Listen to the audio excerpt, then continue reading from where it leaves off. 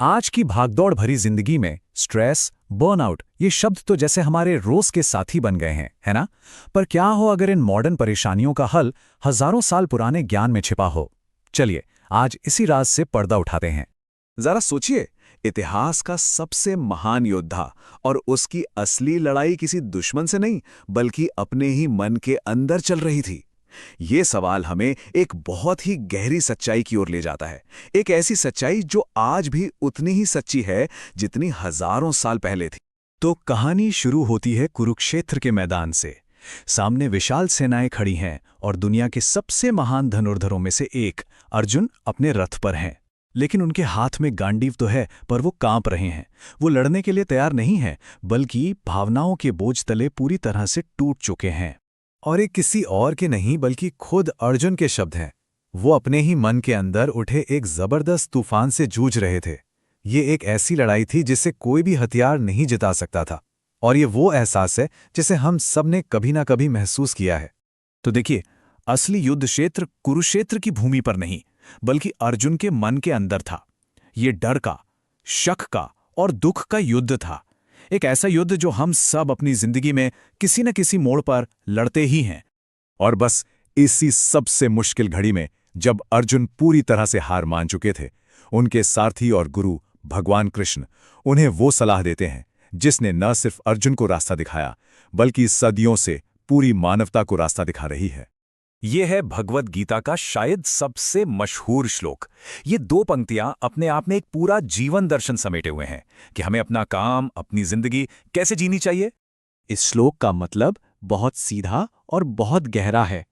तुम्हारा अधिकार सिर्फ काम करने पर है, उसके नतीजों पर कभी नहीं। मतलब हमारा कंट्रोल सिर्फ हमारी कोशिशों पर है, परिणाम पर नहीं। सोचिए, ये विचार कितना आजाद करने वाला है। इसी सिद्धांत को कहते हैं निष्काम कर्म। अब इसका मतलब ये बिल्कुल नहीं कि नतीजों की परवाह ही ना करो या लापरवाह हो जाओ। नहीं, इसका मतलब है काम करने के प्रोसेस में ही खुशी ढूंढना और खुद को नतीजे के जुनून से आजाद कर लेना। ये सफलता या असफलता का कैदी बने बिना अपना बेस्ट देने की कला है। तो हजारों साल पुरानी ये बात आज की जिंदगी में कैसे फिट होती है? इसका जवाब है पूरी तरह से। अर्जुन का युद्ध क्षेत्र असल में हमारे अपने मन के अंदर चल रहे युद्ध का ही एक प्रतीक है। आज की लड़ाइयां तलवारों से नहीं, बल्कि सेल्फ डाउट, ओवरथिंकिंग और उन व्हाट इफ वाले सवालों से लड़ी जाती हैं।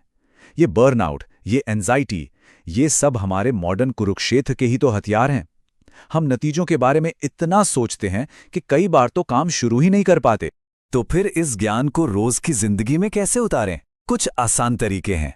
पहला, अपने भावनाओं को मौसम की तरह देखिए। वो आती हैं और चली जाती हैं, वो हमेशा नहीं रहती। दूसरा, जब भी मन बेचैन लगे, बस अपनी सांसों पर ध्यान दीजिए। ये एक एंकर की तरह है जो आपको वापस इस पल में ले आता है। तीसरा, काम में अपना सब कुछ लगा दीजिए, लेकिन काम खत्म होते ही नतीजे से अटैचमेंट छोड़ दीजिए। और शायद सबसे जरूरी बात, ये याद रखिए कि हम अपने विचार नहीं हैं, हम उन विचारों को देखने वाले हैं। बस ये छोटा सा फर्क भी मन में बहुत शांति ला सकता है। और ये फिलॉसफी सिर्फ मन की शांति के लिए ही नहीं है। ये हमारे काम करने के तरीके, हमारे करियर, हमारे गोल्स, इन सब को भी पूरी तरह से बदल सकती है।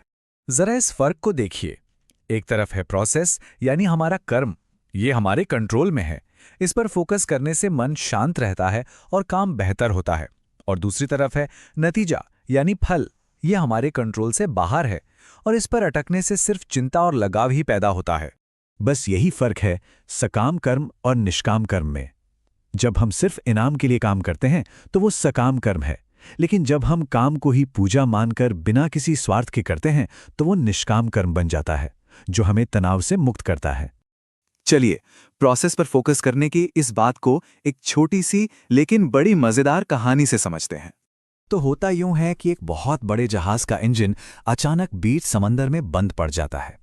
बड़े बड़े एक्सपर्ट्स की टीम आती है, लेकिन कोई भी उसे ठीक नहीं कर पाता।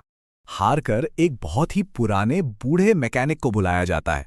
वो आता है, कोई जल्दबाजी नहीं करता, पूरे इंजन को गौर से देखता है, सुनता है और फिर अपनी जेब से एक छोटा सा हथौड़ा निकालता है और वो बस एक खास जगह पर हल्के से टक करता है। और कमाल देखिए, जो इंजन महीनों से बंद पड़ा था वो फौरन वापस गरजने लगता है। अब आती है बिल की बारी। जब मालिक बिल देखता है तो हैरान रह जाता है। बिल पर लिखा था हथौड़ा मारने के $2, लेकिन ये जानने के कि हथौड़ा मारना कहाँ है, $9,998। बस यही इस पूरी बातचीत का सार है। हमारा काम कहाँ चोट करनी है ये जानने पर होना चाहिए, यानी सही प्रोसेस पर, सही ज्ञान पर और सही कोशिश पर। अगर हमारा प्रोसेस सही है तो नतीजा भी सही होने की संभावना अपने आप बढ़ जाती है।